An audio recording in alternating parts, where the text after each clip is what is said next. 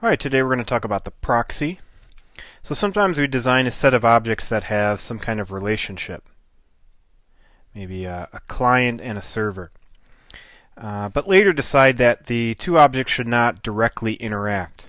Right? So the client wants some service of the server, and in the process of the client doing something, it will ask the server for that service. Okay, so we might want to have a class sit in between the client and the server for a couple of reasons. Okay, we might have a virtual proxy, which creates expensive objects on demand. Protection proxy limits access to certain objects. And a remote proxy provides a local representative for an object on a different machine, basically.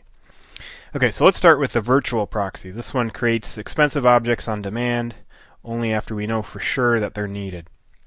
So when viewing a large Word document, any word processing document, maybe 1,000 pages or more, with many images on these pages, it would actually be very expensive to load all of the images in all 1,000 pages as soon as the document is opened.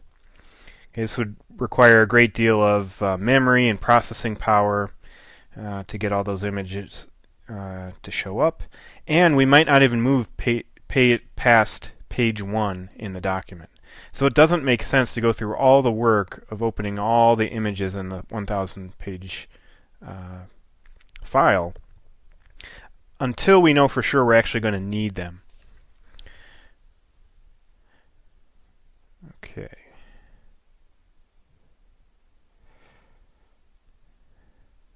So, let's pretend there was a document class and an image class. Okay, and this diagram is called a sequence diagram. Basically, we list the objects that are communicating at the top here. And then we basically just draw lines in between the objects that really identify where the flow of control belongs. And one hard thing to see about any object-oriented program is, which object has the flow of control. And these sequence diagrams do a good job of indicating that. So the thick bar here just means that this object is actively doing something. And when the bar goes away, that means it's done with that operation. Okay, so without any kind of proxy, what the document would do for each one of the thousands of images, it would send the message to draw, and then there's some processing that has to happen for an image to draw itself. The dashed line is basically a return. This is saying this method or this function is done, and the flow of control is returning back to the document. To ensure quick opening time, we can defer object creation using a proxy.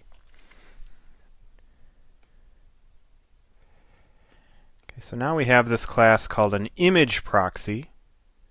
And the image proxy is going to behave very similar to an image. In fact, we'll see in a second that the image proxy is going to follow the same interface as the image class. And the document is still going to do the exact same thing. It's going to call draw, and it's going to expect something to get drawn. This time, though, the proxy acts as a placeholder. And in fact, that's what the word proxy means. It's basically a placeholder for the actual image object. The client makes requests to the proxy, and then the proxy makes requests to the server. Okay, when the image object does not exist in memory, first we have to load it from the disk, and this is the expensive part, and then we'd have to ask the image to render itself or draw it on the screen. Okay, so now the image proxy has a little bit of intelligence. The document asks the proxy to draw, and then the image proxy knows that the image is not already in memory. So before it calls draw, it's first going to load the image from the disk, and then ask the image to draw itself. Okay, if we compare this with a similar scenario, this time when the image is already in memory, right? Now the image proxy holds this intelligence. Okay, it knows when the image has been loaded and when it hasn't. Now if the document asks the image proxy to draw, well, the image proxy knows that the image is in memory, and it'll just send the draw message. okay, skipping the expensive load operation. Okay, so notice the difference here. The image proxy knew whether to go through that expensive loading process or not. And without the proxy, the client, the document, would have to contain the knowledge about whether the image was in memory or not. Moving that into the proxy class makes the client and the server simpler. Okay, but it still allows us to have the most efficient use of resources. Okay, so that's the virtual proxy. The next type of proxy is called a protection proxy, and this limits access to certain objects. Okay, so now we have, let's imagine the scenario where we have a, let's say, an HR person class. This is a human resource person, and a salary class. Okay. This implementation means that any HR person can change anyone's salary. And we may not want to do this. We may want to limit who can actually do this type of operation to change someone's salary. So basically the way it is now before the proxy, an HR person object can send this message to change the salary, passing in the ID of the person whose salary we're changing and the new salary. And then the salary might do something to set the salary and then return. Okay. But like I said, we might not want to let just anybody change a salary. So what we could do instead is put this proxy in between. So again, the client always does exactly the same things. Right? The client is just sending the change salary message. Okay, we're calling that method, and eventually we're going to get some return value. But now what the salary proxy does is, once it gets that message to change the salary, maybe it goes and looks at, well, what's the ID of the HR person making this request? And they can verify that they have permission. Okay, so maybe only certain HR people have permission to change salaries. And if everything's okay, well then the salary proxy will go ahead and send the message to the salary object, and we'll get some return. If the person wasn't a valid person, someone who could not change the salary, well, maybe we'd throw an exception, or we would handle that somehow. Okay, so now with the proxy in between the HR person and the salary, the proxy can verify the person has the right access level to perform such a sensitive operation. This security requirement might have been added to the system late. So maybe the HR person and salary classes were already completed before anybody realized, you know what, maybe we shouldn't let anybody do this. So putting a proxy in the middle means we didn't really have to change either one, either the HR person or the salary. Okay, all we had to do is we added this new functionality in this class that sat in between these. Okay, and then the next type of proxy is called a remote proxy. This provides a local representative for an object in a different address space, basically on a different machine.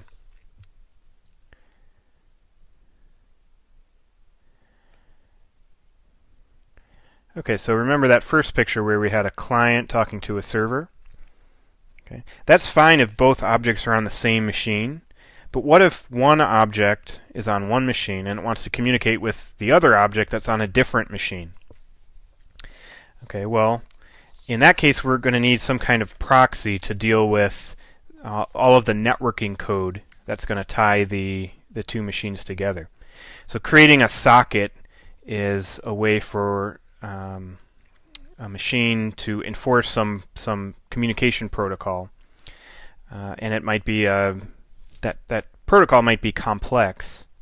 You know, we might not know the IP address, we might not know the port number.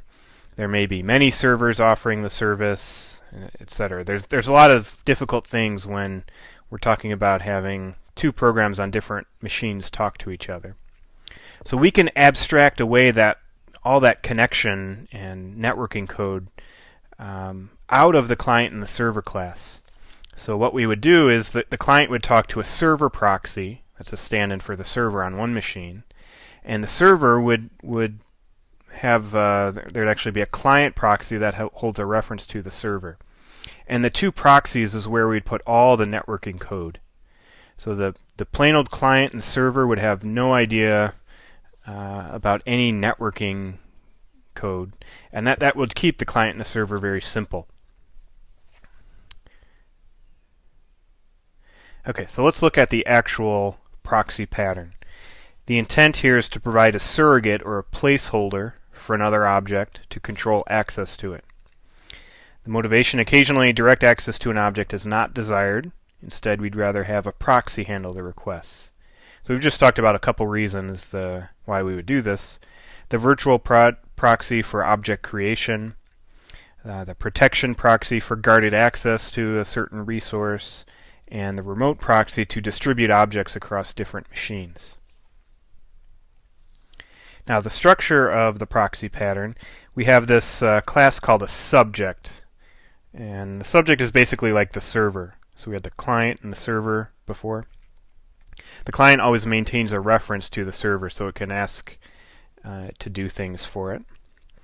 Okay. Well, now what we're going to do is we're going to have this subject or server interface that mimics what the real server is going to do. So this request is some thing that some service that a server will provide to clients. Okay, the real subject, or the real server, implements the interface and provides the exact same functionality as it did before. Okay.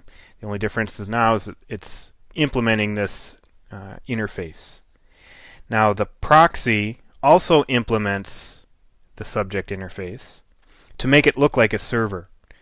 And it's going to sit in between the client and the server. This is the proxy. It holds a reference to the real server.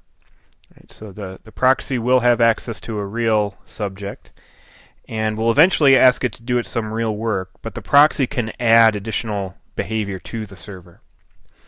The client holds a reference to not a real proxy or a real subject, but this subject interface, and does not know or care whether it's talking to a real server or a proxy. All the client knows is if it calls request on this object, eventually some work is going to get done.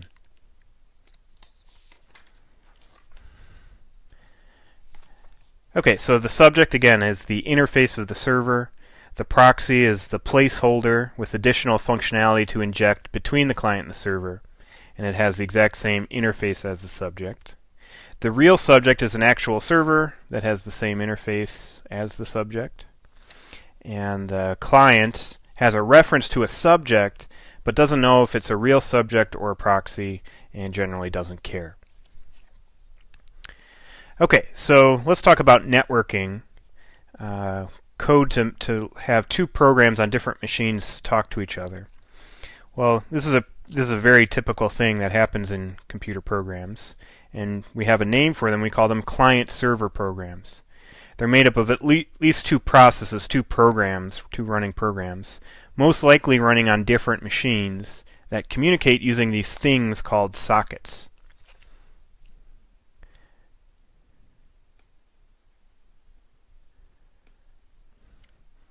Okay, so let's look at the top picture here. We have two computers. Let's say they're separated. They're both on the internet here. These are two different machines. The internet is very complex. There are networks of routers that spread across the globe. If we had a program for all of these different networks in every one of our programs, we'd never get any of the core functionality done because we'd be writing kind of this obscure networking code. Okay, so how the internet works, it's like I said, a very complex topic. And in fact, we have a whole course about how it works. That course is called Data Communications. Luckily, there's an abstraction that hides all of this complexity. Okay, and that's what we see with the picture down here. Okay, you could think of a socket as a pipe between two running programs. Okay, so these things here on the computers, these are running processes, and these are supposed to be little doors that you can shove some data out one door, and it will magically arrive at the other running program through its door. Okay, so that's what a socket is. It's a pipe between two running programs. The client's job is to initiate contact with the server and request some kind of service. When the server is running, the client can initiate this connection by creating a socket object, specifying the IP address of the machine and the port number. From each application's perspective, the socket is a direct virtual connection between processes with two-way communication. So both these guys can send and receive, and in fact they can do it at the exact same time if they wanted. So it's kind of like a telephone call. You can both send and receive at the same time. The server's job is to listen for requests, to handle them, and then return something to the client. So the server must be willing and ready to accept connections before the client makes contact, and must have a special socket listening for clients to connect to. Okay, so let's look at your typical client-server program with sockets. Let's start with the server. We have, again, these are going to be two programs running on separate machines. The server will create a socket on port X. Okay, so we can think of a port as basically an address on a door. So any one computer can run many programs, of course, and a port number is just really an address to which program do we want to talk to. So the server will create a socket on a particular port number, and then it basically just sits and waits for somebody to make a connection to it. Okay, and it could sit and wait 24/7 if it wants, if it has to, and it won't do. It will literally be kind of blocked and not doing anything until some client makes a request. Okay, so let's go over to the client. Eventually, the client will create a socket with some server's IP address. An IP address, remember, is supposed to be this unique number that every single computer on the internet has its own unique IP address. Okay, that's not exactly true, but for now, let's pretend it is true. And what the client will do is it'll specify the IP address of the server and the port number, because a server can have many, many ports open. We have to tell which program, basically, or which port do we want to create this connection on. And the client will send this message, and the server will receive it as long as it's waiting for a request. And that will create that pipe, that connection between the client and the server. What the client can then do is send some kind of request, and this will usually be some kind of text that the server will receive. It will read and parse it. So we have to know there has to be a protocol. Protocol is basically a language that the client and server have agreed to use when communicating. So the server will parse the request based on that protocol, perhaps perform some service, and then send a response back through the socket to the client. And then, of course, the client will react to the response somehow, and then that kind of finishes the interaction, where we created a socket, we did a request, and we got a response. So then either the client or the server actually can request that the socket be closed, and we will have gotten some bits from one machine to another. Okay, so let's look at some actual code. Some Java code that does exactly what's in this little picture here. Okay, so we're going to start with the server, and what the server is going to do is, like I said, create this special socket to sit and wait for requests. That's the first step. Okay, so I have a class here called TCP server. A socket is a special instance of this special type of connection called a TCP. If you've ever heard of TCP/IP, TCP is a type of connection where all of the data is guaranteed to get to the destination. And if you ever take that data communications class, you'll understand in great detail about what this TCP/IP protocol is. Okay, so TCP server is just a program. It has a main here, and the first thing that happens is I call this function print IP info, and all this is doing is basically printing the server's IP address on the screen. Okay, so in Java there's this class called inetaddress. That's an internet address where you can get the local host and get the IP address. Okay, and that's stored in this string called myIP. And then I just print that on the screen because in a second we're going to have the client, the user of the client is going to have to type in that IP address. And then I also get the host name. This is just to show you there are a few other things you can do with the inet address class. Okay, so next we have the server create this thing called a server socket. And when you create a server socket, you identify the port number that the server is going to be listening on. And in this case, the port number is 55,555. You can use any number between, I think, 0 and about 65,000. But the first 1,024, I think, are reserved for special uses, like a web server listens on port 80. I think an email server listens on port 25. So you shouldn't use really small ones, but if you're doing something other than creating a web server or an email server, you can use kind of bigger port numbers. And then basically what happens, the server just sits in an infinite loop. Okay, and using that server socket, we call accept. And this is a blocking call. This means the server will stop doing anything and basically just sit and wait for some client to make a request. Okay, so if no clients are actively trying to make a connection with this server, the flow of control will never get past here. It'll just kind of sit and wait. But eventually, some client is going to make a request. Okay, we'll see that code in a second. And when that happens, the server wakes up. And what happens next is we create another type of socket. This is just a plain old socket. So notice there was a server socket, that's the one that sits and listens. And as soon as we accept some request, that creates another, just a plain old socket. And plain old sockets are what we're used to read and write from. Okay, and the idea is we could spawn a new thread and have this new thread handle the actual communication so that the server can go back and sit and listen for more requests.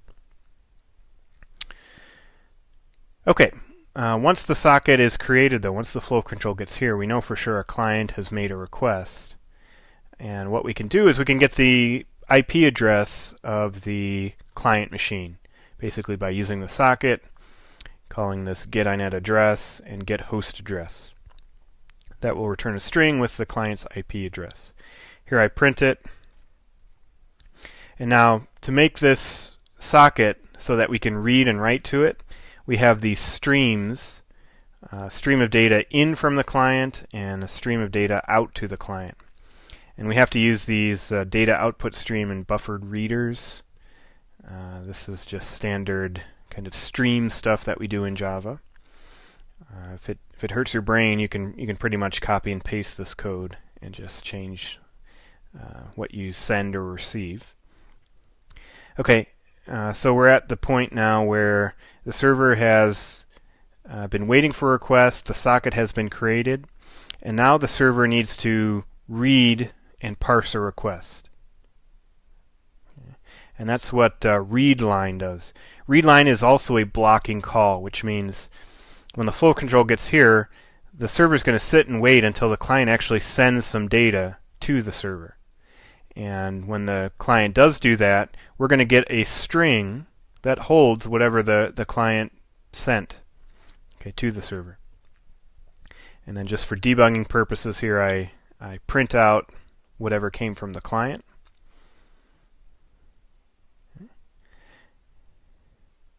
And next we're going to say, okay, what got sent? Is it I made these two commands, date and ms, that the server can respond to.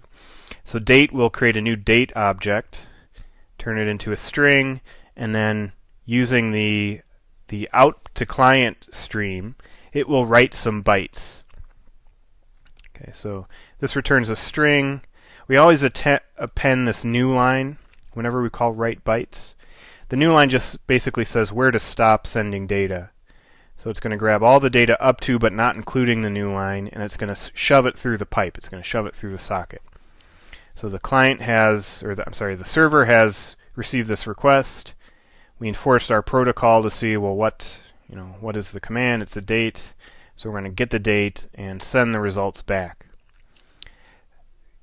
Then we have if the request from the client was this command ms, this is supposed to return the number of milliseconds since January 1st, 1970. That's the time epoch that most of our computers use. And here, again, we're just going to use a date object and call getTime. That returns a long integer with the number of seconds since January 1st. Turns that into a string. And then again, we write these bytes. We're always going to write a string and tack on this new line at the end. And if neither of those are what the client requested, well, then we can send this invalid request message back to the client. And then we'll close the socket, and that will indicate that the server is done performing this bit of work. And of course, it's going to go right back to the top of the loop and sit and wait for the next client to come and make a request. So this server could be running 24/7. Okay, so the server was waiting for a request. It created a socket. It read and parsed the request, sent a response back, and then the socket was closed. Now let's look at the client. Again, the client's going to create a socket, specify the IP address and port number. Then it's going to send a request. It's going to sit and wait for a response and perhaps react to it somehow, and then it's going to close the socket. So this one's called TCP client. Okay. Again, it is a separate program. It's got its own main, and I have a little bit of code here so that we can read from the keyboard.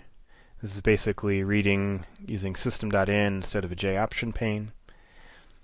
Okay, and the program's going to ask the user to enter in the IP address of the machine to connect to, and then we're going to read from the keyboard whatever the user specified for the IP address. And then we're going to ask the user for a port number. We're going to read that in. We're going to turn the port number into a int, and then here's where we actually create the socket. Here's the client is creating this socket by passing it an IP address and a port number. Okay. So that's what we're doing here. So the first bit of code is just to grab the IP address and port number. And you could use a JOption pane if that's easier for you. Okay, once a socket is created, again we have these streams. There's always a stream coming in and going out from each end of the socket. And in order for us to make it so that we can read and write to the socket, we need these data output stream and buffered reader.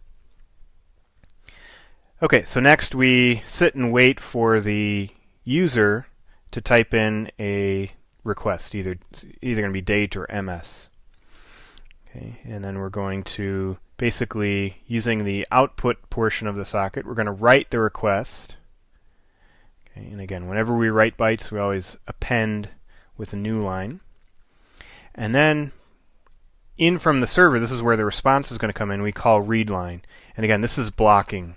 So the flow of control, it might take a while for the server to get the message and respond. So we want the client to kind of pause and wait for the response to come back. So that's why I say readLine is a blocking call. Eventually, though, once the server sends something back, whatever it sends back is going to be in this string response from server. And then we're just going to print out whatever we got from the server and then close the socket. So notice here there's no loop. Only the server sits and waits 24/7. Okay, so let's look at this program running.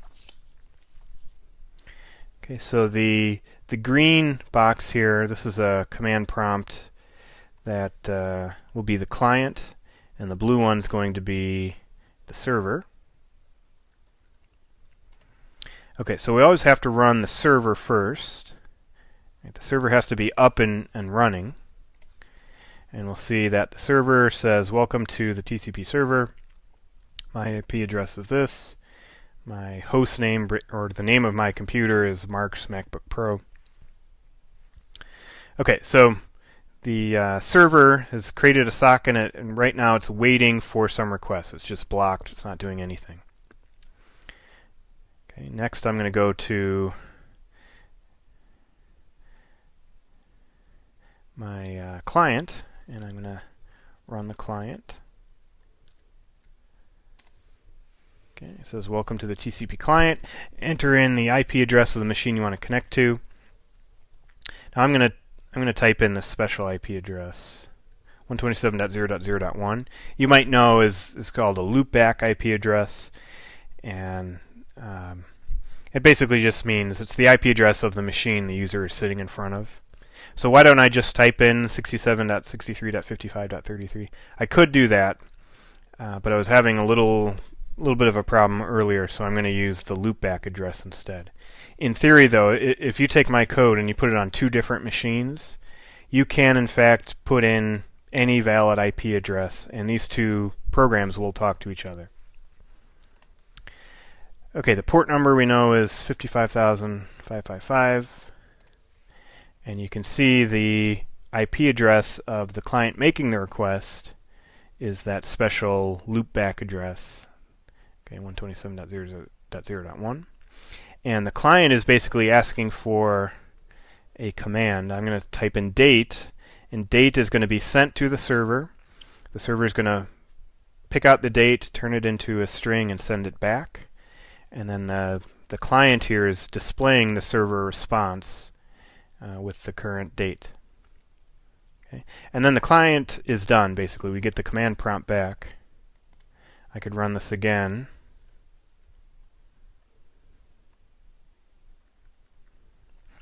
I could type in the other message was ms, that's the number of milliseconds.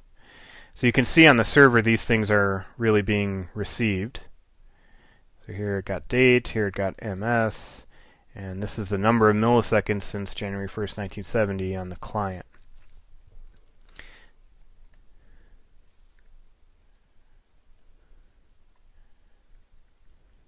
Okay, and if I enter in any bad command, anything that's not expected, the server will send back this invalid request message. Okay. And again, the only reason I'm using the 127 address is I was having there's some issue going on with my machine right now. Maybe because I'm on a wireless network where the IP address wasn't quite working. Okay, on your machines, you could probably just type in whatever your IP address is into the client, and everything should work fine. Okay, so we've seen kind of the code to make two programs running on different machines. There is a way to kind of send strings between them, okay, using these things called sockets. Now let's say we want to apply this to a program where we're going to have this client and server. The server is going to just have a single method. It's going to be able to add two numbers together. Okay, so we're going to have a driver and then a client and the server. There's a relationship between the client and the server. The client will hold a reference to the server.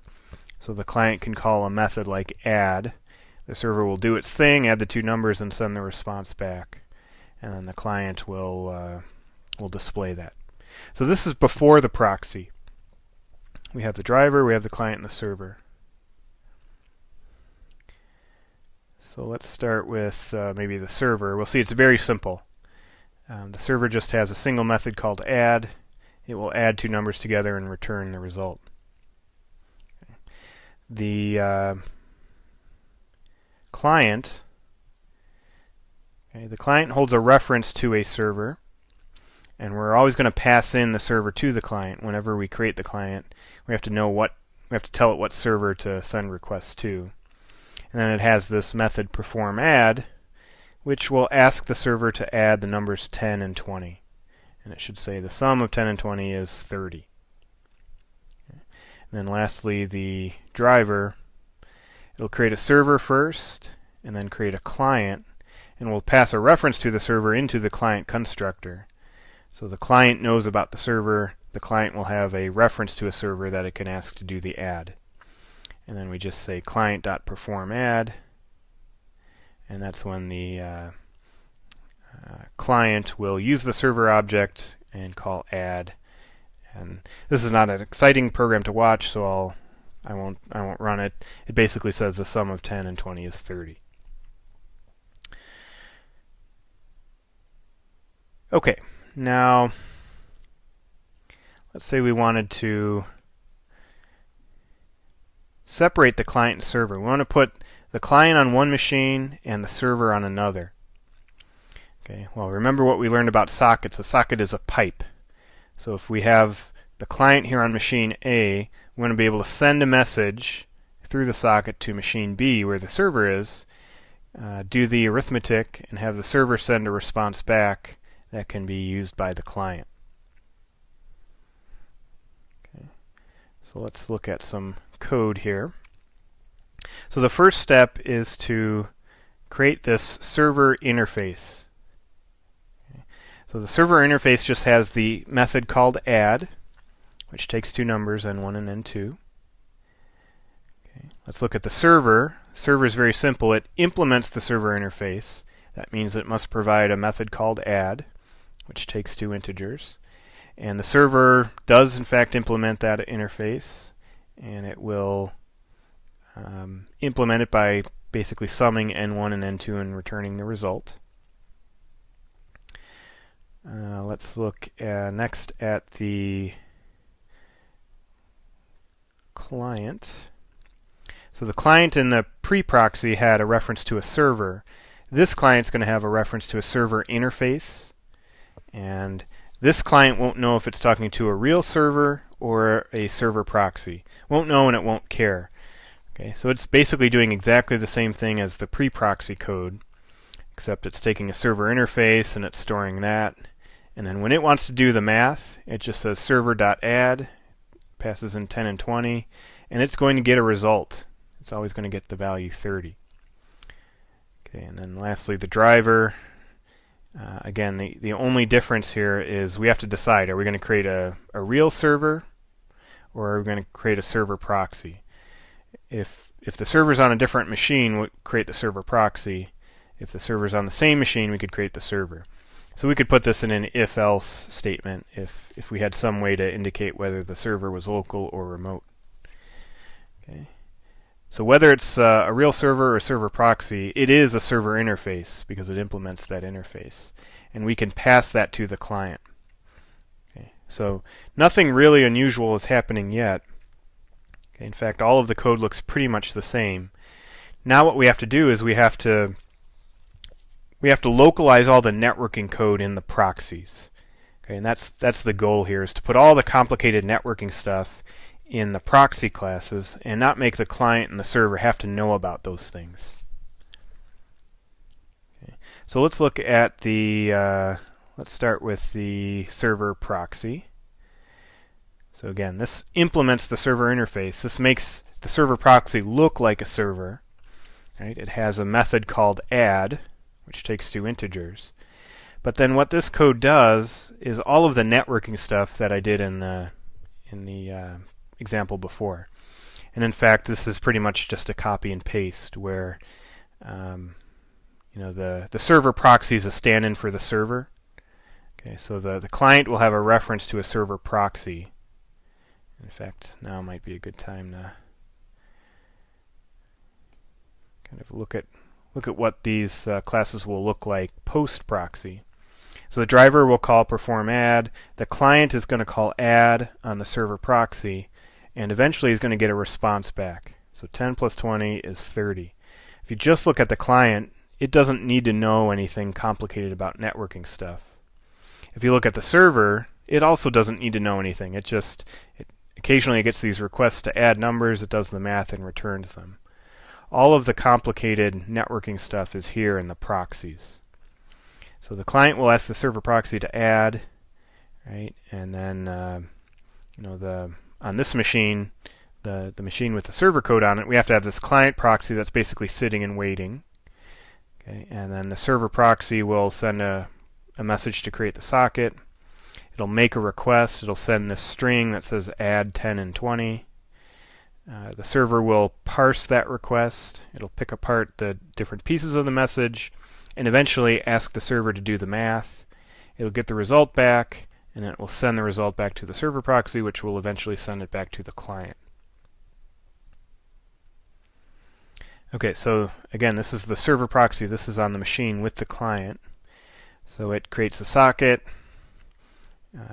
sets the streams, the input and output stream. It writes some bytes. So here we know we're in the add method. So we're adding 10 and 20. I hard-coded those. I could have used N1 and N2. I should have used N1 and N2. So imagine N1 and N2 are here. That's going to write the message through the socket, and then the client is just going to sit and wait for the response to come back. Okay, so readline is a blocking call. Eventually, the server will respond, and the answer basically will show up here in the response from server, at which point we'll close the socket and turn the response from a string, we'll turn it into an integer, and we'll return that. Okay, so the client will call add, right? And like I said, it's going to call add and eventually get back the integer value 30. It doesn't know or care whether it's talking to a real server or a server proxy. Now the client proxy sits on the machine with the server, and notice it is its own program. It has its own main. So every program in Java, of course, has to have a main, and in this case the client proxy is the one that has the main, and it has this reference to a real server. Right? So the client proxy must have access to a real server because it's eventually going to ask the server to do things and get a response back. Okay, then it sits and waits for, creates the server socket, and then it sits and waits for requests to come in. Once a request does come in, it gets the input and output stream ready. It reads the request from the client, and just for debugging purposes here I print it out. Notice the client separated everything with these colons. So we said the name of the command, the first parameter, and the second parameter. Okay, so calling split will create an array of strings that have those three separate pieces of data. And all the client proxy does here, it makes sure the length is 3 and that the first argument or the first element of the array is the add command. Then it takes S1 and S2, those are the second and third parts of the array that came from the client, turns those into integers, and eventually it asks the real server to do the math. So the real server will add N1 and N2 and we'll get a result back, and then the server will turn that into a string.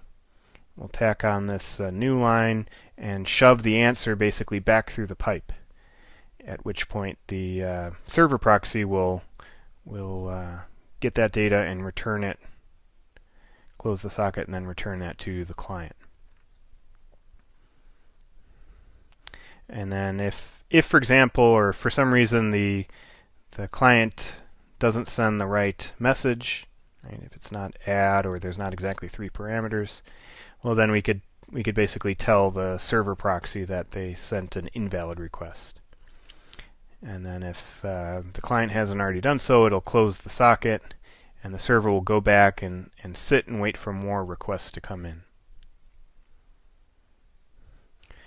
Okay, so this is fairly complicated, but notice all the complicated networking stuff is sitting here in the proxies.